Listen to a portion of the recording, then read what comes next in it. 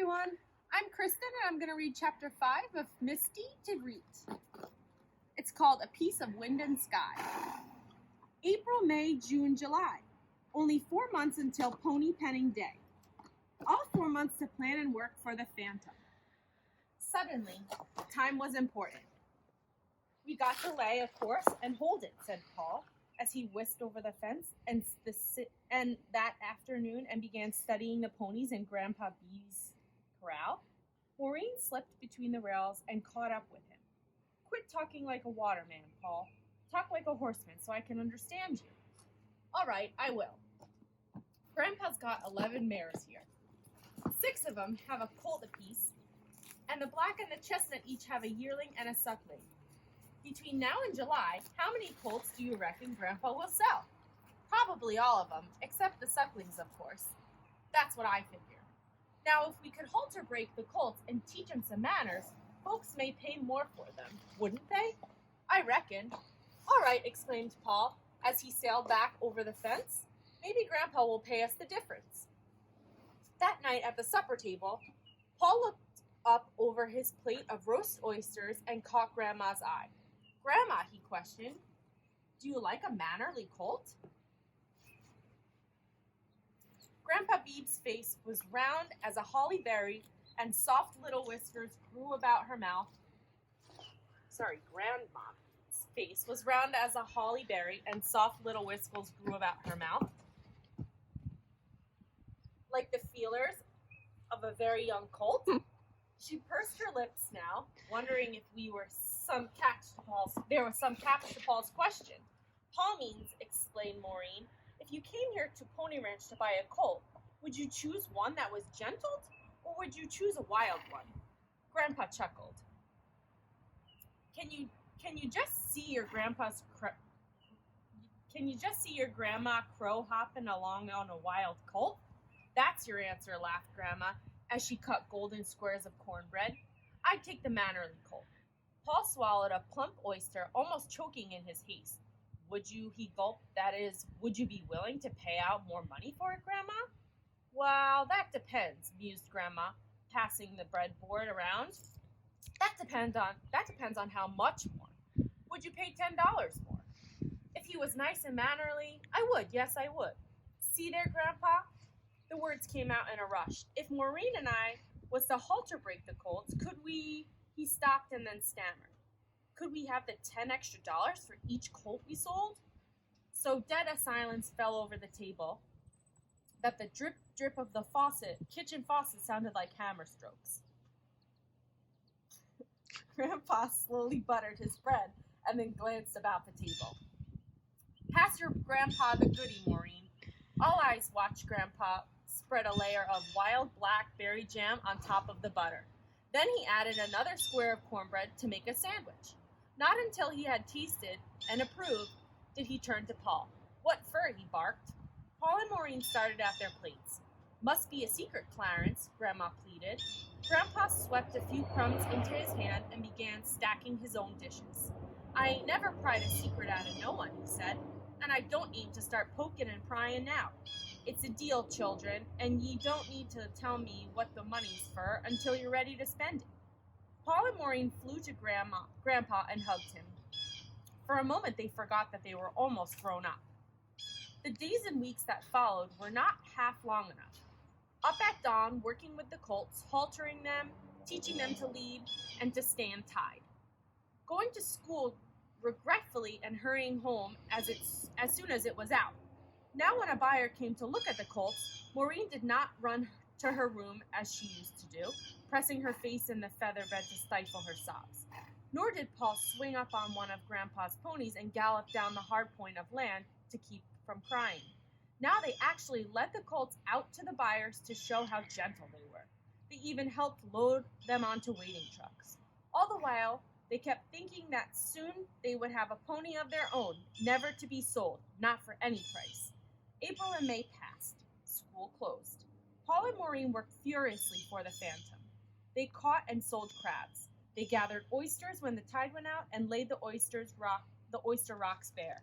And most exciting of all, they treaded for clams. In flannel moccasins to protect their feet and wide-brimmed hats on their heads, they plunged into Chincoteague Bay. Sometimes they would whinny and snort, pretending they were wild ponies escaping the flies. Then suddenly they would feel the thin edge of a clam with their feet and remember that they were clam treaders, trying to earn money for the phantom. Paul learned how to burrow under the sand with his toes and lift the clam to the surface on top of his moccasin foot. But try as she would, Maureen never could do it. She raked the clams instead with a long wooden rake.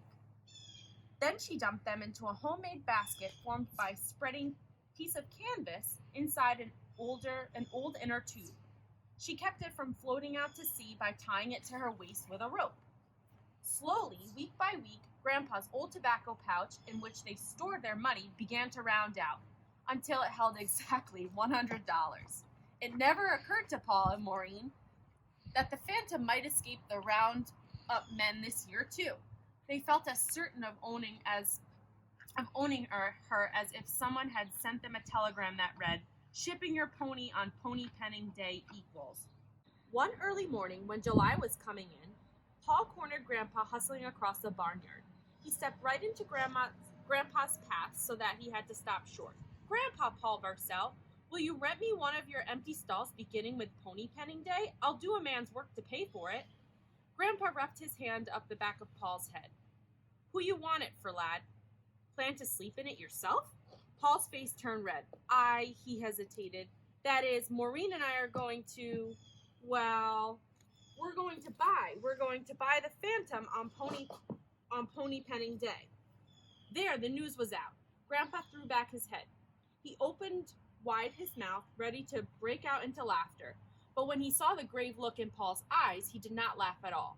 Instead, he let out a shrill, "Wee-dee-dee-dee-dee, wee-dee-dee-dee-dee," as he pulled a handful of corn out of his pocket and spattered the golden kernels about his feet.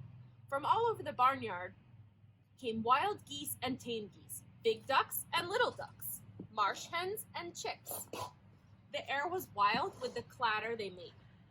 "Can't no one catch the phantom," Grandpa yelled above the noise. "For 2 years, she's give the horse laugh to the best roundup men we got on Chincoteague. What makes you think she's going to ask to be caught?" "Because," Paul shouted through the din, "because the fire chief promised I could go along this year." Grandpa Beebe stepped back a pace and studied his grandson. His clear eyes twinkled with merriment.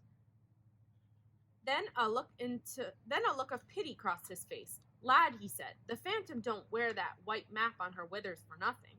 It stands for liberty, and ain't no human being going to take her liberty away from her." "She wants to come with us," Paul said, trying to keep his voice steady. "Ever since that day on Chincoteague, Maureen and I knew." A white striker blue bird flew up from the ground and perched on Grandpa's gnarled forefinger.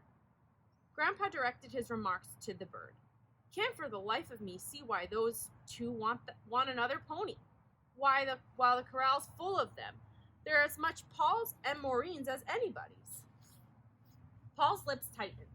"It's not the same," he said. "Owning a pony you'll never have to sell."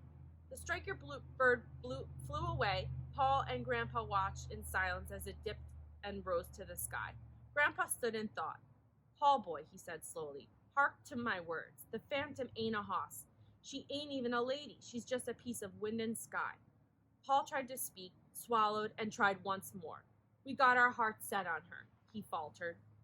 Grandpa pushed his battered hat to one side and scratched his head. "All right, boy," he sighed. "The stall is yours."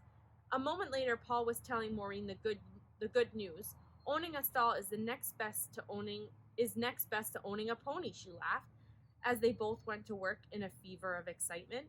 With long brooms and steaming pails of water, they washed the walls and the ceiling of Phantom's stall. They scraped inches of sand from the hard-packed floor, dumped it into the woods, and brought in fresh, clean sand. He built a manger, spending long moments deciding just how high it would be placed. They scrubbed a rain barrel to be used for a watering trough. They even dug a wickie, the long, tough root of a briar that trails along under the ground. "Phantom won't be frightened when she smells and feels a wickie halter," Maureen said. "It'll be much softer than a rope."